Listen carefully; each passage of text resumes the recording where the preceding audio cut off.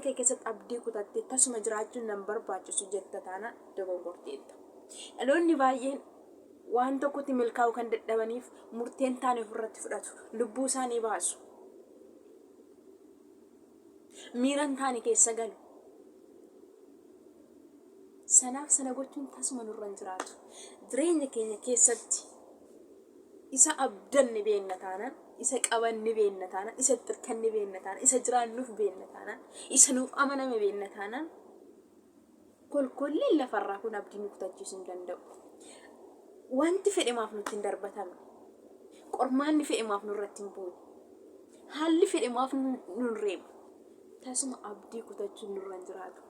Sababbiin isaayyuu abdii qabdanitti gammadaa, isa jedhee nutti dubbate, isa nuuf amaname Yesuus Kiristoos jireenya koo keessa, jireenya kee keessa jira yoo ta'e,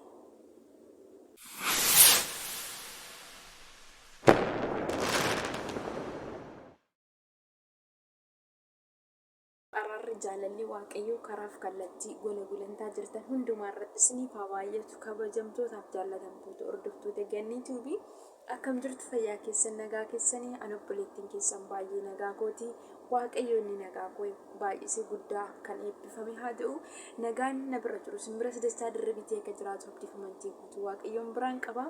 Waaqayyo inni madda nagaa koof madda nagaa keessan ta'e galataaf ulfina guutuu argatu.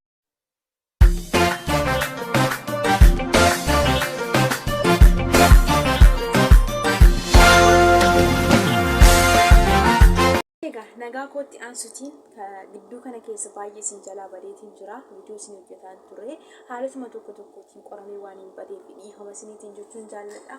Kanatti aansutiin arrammoo waaqayyo na gargaara jennaan viidiyoo tokko qabadhee isinii dhufeetiin jira. Namoonni hundumtuu itti baratu yookiin isin immoo irraati hubatu jedhee wantan yaadee fi mata duree tokko qabadhee dhufe jechuudha. Mata dureen kootis abdiin kutatii mata duree jedhudha.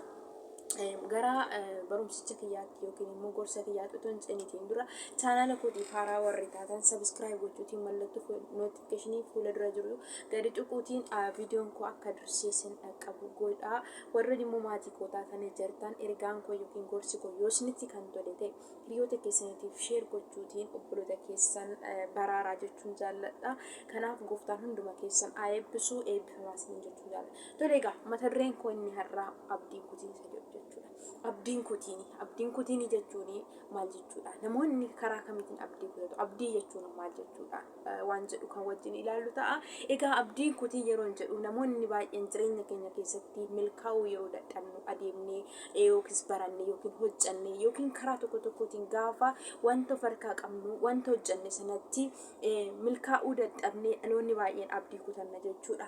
Keessumaatii dhaloonni si'ammaa yeroo ammaa kanatti wanti nuti argaa jirru dhaloonni baay'een karaa adda addaatiin yeroo isaan abdii kutatan argina. Nutumti ofuma keenya gaafa ilaalleeti abdii yeroo itti kutannu argina jechuudha. Haala keessa jiru mana keessa jiru keessatti gaafa wanti tokko nuuf milkaa'uu dadhabe, gaafa waan tokko hojjannee galmaan ga'uu dadhabne, gaafa wanti sun otoo hojjannu otoo dadhabnuuti galma nuu ga'uu dadhabe, wanti sun nuuf milkaa'uu dadhabe, gaafa abdii kutannee jenne jireenya kana jibbinee yookiin ofuma keenya gaafa jibbinu qabna jechuudha. Kanaaf abdii kutachuun nurraan hin jiraatu jechuudha. Maaliifini jireenya biyya lafaa kana keessatti wantoonni abdii nama kutachiisan wantoota baay'eetu jiru. Jireenya keenya keessatti wantoonni abdii nu kutachiisan jennee yaadnu fakkeenyaaf haala jiru keessatti hojii keenya keessatti wantoonni otoo nuti dadhabnuuf otoo nuti fiignu otoo nuti dorgommii cimaa taasisnu wantoonni duubatti nu butuu barbaadan baay'ee wantoota jiranii fi wantoota sana ilaalleetu nuti wantoota mul'atan kana ilaalleetu abdii kutachuu qabnu jechuudha. Maaliif sagalee waaqayyo akkas jedha abdii qabdanitti gammadaa jedha. Abdii qabdanitti gammadaa waan jedhuufi nuti immoo abdiin keenya isa mul'atu kana miti. Abdiin keenya isa har'a harka qabnu kana miti. Abdiin keenya isin har'atti harka gara afaan ittiin jennu miti. Abdiin keenya inni har'a boorsaa keenya keessaa qabnu miti. Abdii keenya jechuun Yesuus Kiristoosidha. Nuti immoo warri Yesuus Kiristoosiin abdanne jireenya biyya lafaa kana ilaallee abdii kutachuu kutachuun tasuma nurra hin jiraatu. Kanaaf obboleessa obboleettii koo abdiin kutatiin jireenya kee keessatti abdiin kutatiin maaliif jennaan biyya lafaa kanarra kan jiraattu yoo akkam baay'ate waggaa 75 waggaa 80. Kanaaf tasuma abdii kutachuun sirraan barbaachisu. Waan harkaa qabdutti jabaadhu, waan harkaa qabdutti cimi dhaabbadhu. Isa harkaa qabdu sanatti galmaan nageenyi wanti kun har'a nan tarkaanfachiisne jettee abdiin kutatiin maaliif jennaan jireenya dhala namaa keessa kufuutu jira, ka'uutu jira.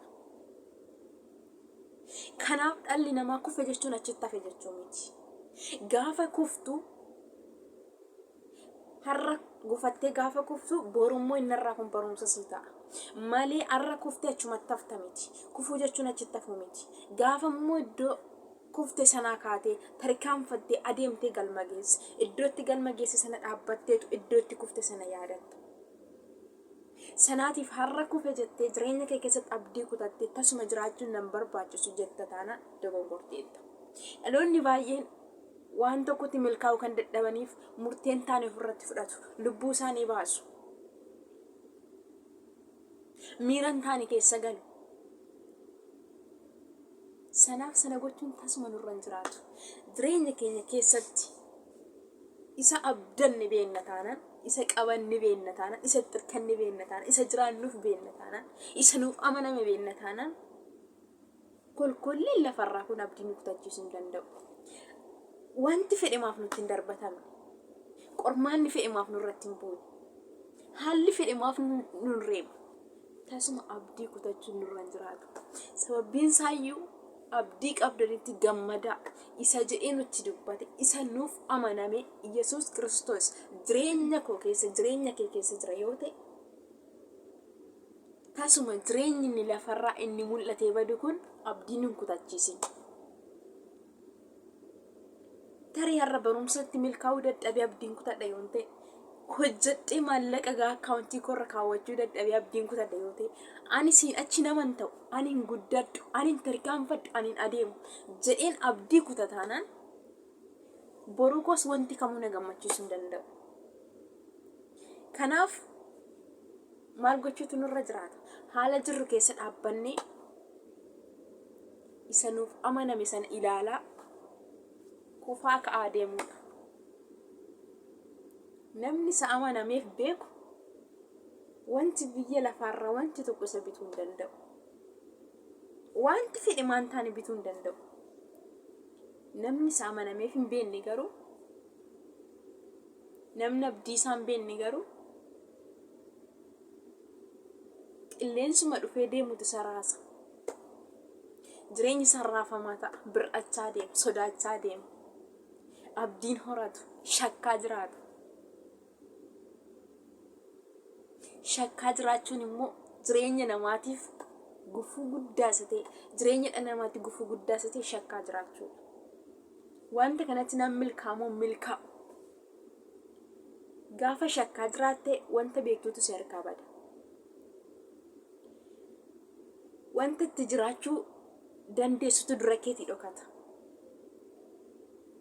Akkasuma yaadonni kolkollee yaanni hin taane yaanni jireenya kee daangessuu danda'antu fuula kee dura dhufee guuta. Shakkii keessa jireenya keessa dhugaa dagatta. Kanaaf abdii kutachuun wantoota baay'eetiif nu saaxila jechuudha. Borii keenya akka nama hin taane nu godha.